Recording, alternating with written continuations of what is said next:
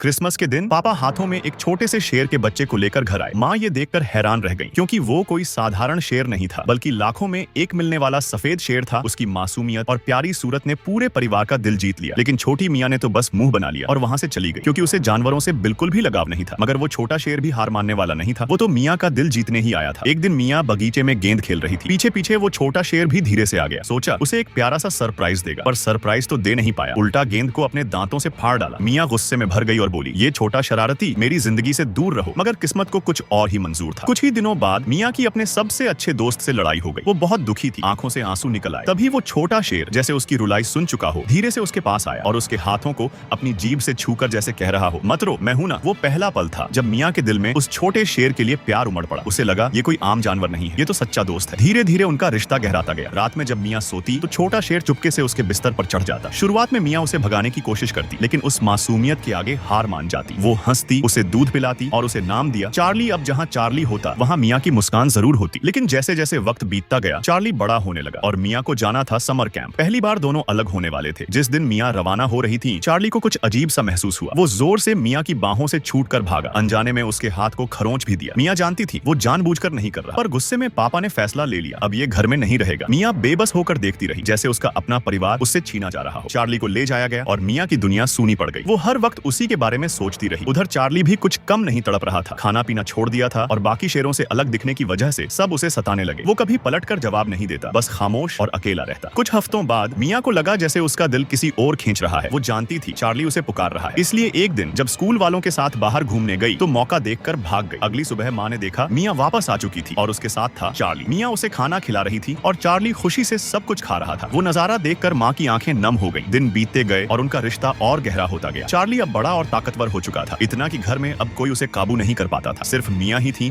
जो उसे शांत कर पाती थी। पापा को डर लगने लगा, अगर कभी इसने अपनी असली फितरत दिखाई तो। लेकिन मियाँ भरोसे से कहती वो कभी किसी को नुकसान नहीं पहुंचाएगा। एक दिन टूरिस्टों का एक दल चार्ली को देखने आया। मियाँ उस वक्त कमरे में वीडियो देख रही थी। तभी बाहर से एक चीख सुनाई दी। वो भागती हुई बाहर आई, लेकिन देर हो चुकी थी। चार्ली अनजान लोगों से डर गया था और गलती से एक आदमी को पंजे से घायल कर दिया। पापा गुस्से से भर गए, अब बहुत हुआ, इसे बेच देना पड़ेगा। मियाँ रोती रही, समझाती रही, वो जानवर नहीं, मेरा दोस्त है। लेकिन पापा का दिल नहीं पसीजा। तब मियाँ ने सबके सामने एक पागलपन भरा कदम उठाया। वो चार्ली के पिंजरे में चली गई। चार्ली उसके पीछे था, गरजता हुआ। माँ डर के मारे चिल्ला उठी, मियाँ बाहर आओ। लेकिन तभी कुछ ऐसा हुआ जिसने सबको रोक दिया। चार्ली ने उसे कुछ नहीं किया, बल्कि प्यार से उसके पास बैठ गया, जैसे कह रहा हो, मैं तुम्हारा हूँ और हमेशा रहूंगा। उस पल सबको एहसास हुआ, सच्ची दोस्ती जाति, रूप या प्रजाति नहीं देखती। मियाँ और चार्ली की कहानी बस यही कहती है, प्यार डर से बड़ा होता है।